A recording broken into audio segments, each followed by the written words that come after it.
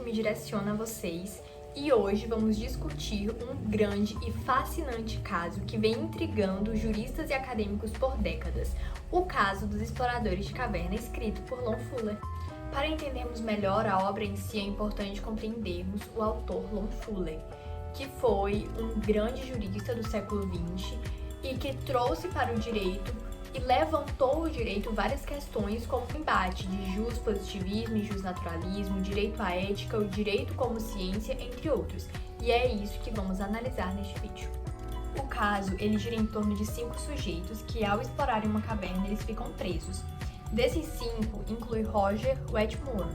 Quando eles tiverem acesso ao lado externo da caverna, através de um rádio, o Roger ele pergunta ao médico quantos dias, no máximo, eles sobreviveriam ali dentro sem nenhuma comida, porque os suprimentos já tinham acabado. O médico fala que no máximo 10 dias, e 10 dias era o exato prazo mínimo para o resgate. E se as coisas ocorressem, tudo bem, né? O que não estava ocorrendo porque 10 dos socorristas já tinham falecido por conta da situação de extrema dificuldade de acesso à caverna. Então, o Roger, ao ver, a situação, que estavam todo mundo ali já morrendo de fome, ele pergunta ao médico se um deles se sacrificasse para ser de alimento e para a sobrevivência do resto do grupo, eles sobreviveriam? E o médico responde que sim, mas ao perguntar se estavam fazendo uma atitude certa e quais seriam as consequências, todo o resto, do grupo dos socorristas lá se calam, eles se silenciam. Tanto o poder executivo, quanto os sacerdotes, quanto o médico até, eles se silenciam e ficam um silêncio por aproximadamente 8 horas que o livro relata. E daí, os exploradores, o Roger, ao falar essa hipótese dele para os exploradores, eles aceitam a ideia e falam que seria decidido através de um lançar de dados. Só que antes de acontecer o lançar de dados, o Roger Wetmore, ele desiste. Ele se deixa para trás. E mesmo assim, os outros, usam os dados e escolhem através dos dados que o Roger seria o que seria sacrificado. Por conta disso, o Roger foi sacrificado para a sobrevivência do resto. E basicamente o livro, ele trata sobre isso, sobre o sacrifício, sobre seria legítima defesa, seria uma situação distinta que as regras positivadas não engloba, seria um estado de natureza, e é sobre isso, sobre essas concepções, sobre essas teorias, sobre essas visões que iremos tratar nesse vídeo. Agora que compreendemos melhor o contexto do caso em si, vamos analisar o voto dos 5 juízes do tribunal e entender o que cada um quis dizer, as suas percepções e as suas concepções sobre o direito, a moral, o literal da lei, a função do judiciário, a função do juiz, o senso comum e outras discussões que foram lançadas através desse livro. Nesse vídeo, eu vou acentuar as principais perspectivas de cada um deles, porque senão ia ficar um vídeo muito longo e não dá, Então, o primeiro juiz, que foi o juiz Trampling, ele se absteu, mas ele residiu na opinião de que quem deve ter essa clemência, quem deve perdoar, os exploradores seria o executivo. Mas ele se absteu. O segundo juiz, o Foster, ele foi um dos mais polêmicos de todos, mas ele se posicionou e os posicionamentos dele foram muito bem elaborados.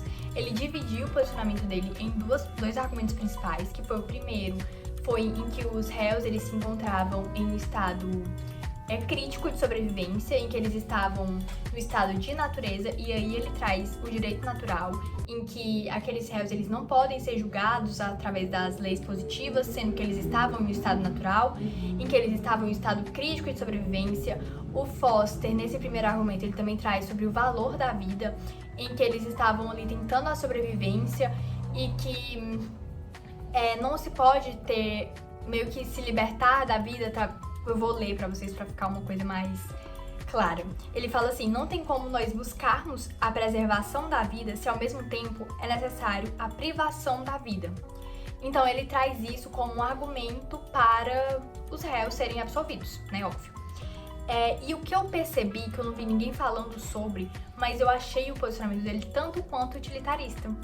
Meio que o bem da coletividade. Ele não falou expressamente, mas eu acho que teve uma pontinha ali de utilitarismo, sim. Que o bem coletivo ele vai prevalecer sobre o bem da minoria. Me falem aqui nos comentários o que vocês acharam sobre isso, porque eu acho que tem uma pontinha de utilitarismo aí. E no segundo argumento, o Foster, ele fala que a aplicação da lei não deve ser literal. Em casos, a lei deve ser meio que corrigida. E aí vai entrar um questionamento, né? Será se é o judiciário que deve fazer isso, né? E ele fala que ele também aponta muito a legítima defesa, ele usa artigos, ele usa... Enfim, o posicionamento dele é muito bem elaborado, ele é muito bem construído em si, é muito bem formado esse posicionamento. E deve ser, sim, aplaudido, eu acredito, porque ele falou, mas ele falou bem. E ele não se absteve, hein? O que é muito bom lembrar. Eu não peguei muito esse posicionamento dele por conta da legítima defesa, que eu achei um tanto quanto, assim, mal elaborada essa última parte. Mas a gente deve, sim, aplaudir todo o resto, que eu acredito que foi muito bem feito. O terceiro foi o Tatin. Ele tentou ali acabar com os argumentos do Foster, mas ele se eximou também. Aí mas acabou com o do colega e ele meio que usou o do Foster pra falar alguma coisa, porque o posicionamento dele foi muito fraco. Ele falou sobre o direito penal, que deve ser meio que uma prevenção. Ele pensou em que, e se ocorresse isso no futuro? Outra pessoa poderia usar essa mesma situação como lá eles usam a common law, é basicamente a jurisprudência, né? O que outros tribunais decidiram. Então eles têm esse poder nas mãos, em que, poxa, o que decidimos aqui pode ser decidido também depois. Então, o Tatin, ele usa exatamente disso. E se ocorrer de novo? Aí eles vão ser absolvidos? Isso não tá certo, porque eles mataram uma pessoa. Mesmo pra sobreviver, enfim. Ele meio que deixa clara a posição dele, ele tenta acabar com os argumentos do Foster, mas ele acaba se abstendo. E acaba, né? Ele também uma coisa que eu destaquei foi que ele pergunta muito o que garante que isso não ocorra de novo. O que garante que outras pessoas, né, assassinos, eles não usem dessa situação para se deixarem escapar por uma situação de estado natural. Enfim, a lei, ela deixa alguns casos disso, de situação de perigo, de legítima defesa, mas nesse caso aqui não se enquadrava, entende? Enfim, isso é uma opinião minha, tá? Não do Tati. Essa última parte é uma opinião minha. E o quarto, Ken, eu acho que é Ken. O Ken, ele é muito legalista, ele é muito positivista, eu gostei do Kim. Ele foi um dos que eu mais gostei, porque ele tem uma posição muito firme. Ele sabe o que ele quer, ele não deixa espaço, ele não deixa lacunas para subjetivismos, ele não deixa a desejar. O que ele acredita, ele fala e pronto. Inclusive, ele até fala que, de acordo com as concepções pessoais dele, eles não seriam julgados, eles não seriam assassinados, né? Porque seria morte pela forca. Enfim, eles não teriam essa pena. Mas nele, como papel de juiz, como judiciário, eles têm que aplicar a lei de acordo com a lei.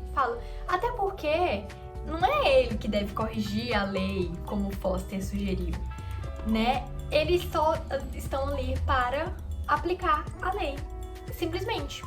E ele deixa muito claro isso, que ele critica o voto do Foster porque ele acredita que ele criou ali uma situação toda fantasiosa, ele criou ali uma ficção, entende?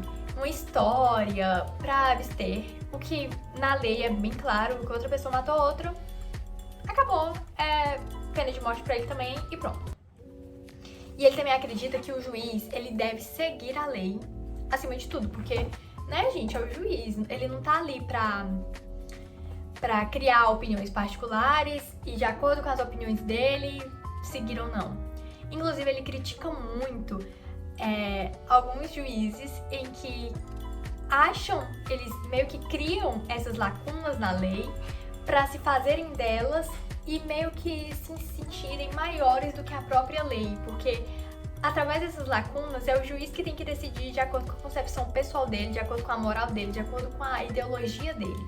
E isso faz com que o próprio juiz ergue o seu ego e se sinta maior do que a própria Constituição. Então é isso que ele critica que não.